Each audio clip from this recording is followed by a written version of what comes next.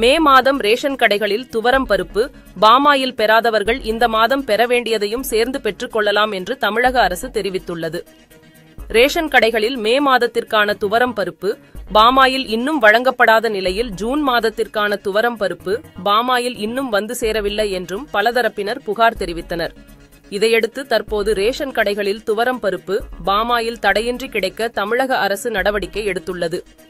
பாராளுமன்ற தேர்தலையொட்டி டெண்டர் போடுவதில் தாமதம் ஏற்பட்டதாகவும், அதன் காரணமாகவே துவரம் பருப்பு, பாமாயிலை பெற்று வழங்குவதில் தாமதம் ஏற்பட்டது என்று உணவுத்துறையில் இருந்து தெரிவிக்கப்பட்டுள்ளது.